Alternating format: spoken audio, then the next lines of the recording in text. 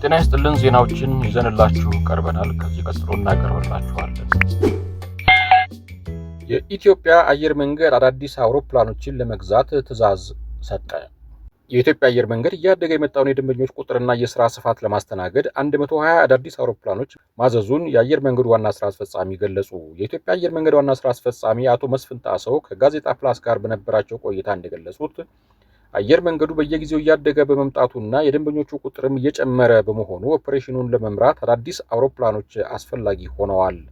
በአሁኑ ጊዜ ወደ 120 የሚጠጉ አውሮፕላኖች ትዕዛዝ ላይ መሆናቸውን የጠቀሱት ዋና ሥራ አስፈጻሚው ከታዘዙት ውስጥ ትናንሽ የሚባሉ አውሮፕላኖችን እንደ አውሮፓ አቆጣጠር ከ2026 ጀምሮ መረከብ እንደሚጀምር ገልጸዋል። ትላልቅ አውሮፕላኖችን ደግሞ ከ2028 ጀምሮ ባሉት 3 ዓመታት ውስጥ ለመረከብ ታቅዷል። በተጨማሪም በ2031 ርክክብ የሚደረግላቸውን አውሮፕላኖች ከአሁኑ ለማዘዝ ከቦይንግ፣ ኤርባስ እና ሌሎች ኩባንያዎች ጋር ድርድር እየተደረገ መሆኑን ጠቁመዋል።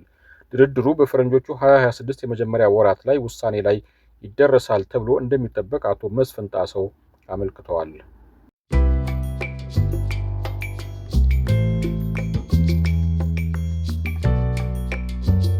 የቅጣት ክፍያ የተነሳ መሆኑን ስለማሳወቅ ይላል ዳሽን ባንክ።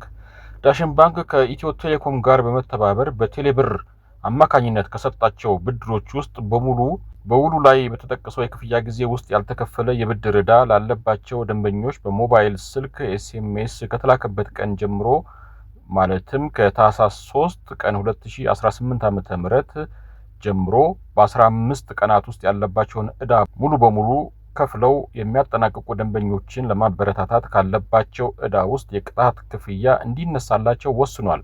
ይህንን እድል ተጠቅማችሁ በተሰጣችሁ ቀነ ገደብ ውስጥ ግዴታችሁን እንድትወጡ በጥብቅ እናሳስባለን ይላል ባንኩ። ማሳሰቢያም አለው ባንኩ ዕዳው ከታህሳስ 3 ቀን 2018 ዓ.ም ጀምሮ በ15 ቀናት ውስጥ የማይከፍሉ ከሆነ ግን ክስ በማቅረብ በሕግ አግባብ እንዲከፍሉ የምናደርግ መሆኑን እናሳውቃለን ብሏል።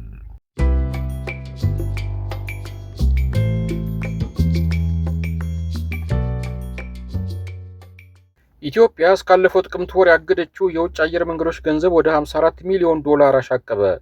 ኢትዮጵያ ባለፈው ዓመት ተመሳሳይ ወቅት ያለቀቀችው የውጭ አየር መንገዶች ገንዘብ 43 ሚሊዮን ዶላር ነበር።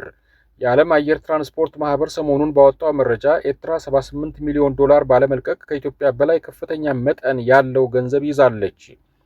በአሁኑ ወቅት በዓለም ላይ አገራት ያገዱትን የውጭ አየር መንገዶች ገንዘብ 1.2 ቢሊዮን ዶላር ሲሆን ከዚህ ውስጥ 89 በመቶውን ገንዘብ የያዙት ኢትዮጵያን ጨምሮ 10 አገራት ናቸው። አገራት የያዙት የውጭ አየር መንገዶች ገቢ ከፍተኛ የሆነው አገራት ገንዘቡን ለመልቀቅ ረጅም ጊዜ ስለሚወስዱና በውጭ ምንዛሪ እጥረት ሳቢያ እንደሆነ ማህበሩ ገልጧል። ማህበሩ አገራት የያዙትን የውጭ አየር መንገዶች ገንዘብ በውጭ ምንዛሪ እንዲለቁና ማዕከላዊ ባንኮቻቸው የውጭ ምንዛሪ ድልድል በሚያደርጉበት ወቅት ለውጭ አየር መንገዶች ገንዘብ ክፍያ ቅድሚያ እንዲሰጡ ጠይቋል። የኢትዮጵያ አየር መንገድ ኤርትራን፣ ናይጄሪያን ጨምሮ በርካታ ሀገራት ከትኬት ሽያጭና ሌሎች አገልግሎቶች የሰበሰበውን ከፍተኛ መጠን ያለው ገንዘብ እንደያዙበት ከአሁን በፊት መግለጡ አይዘነጋም።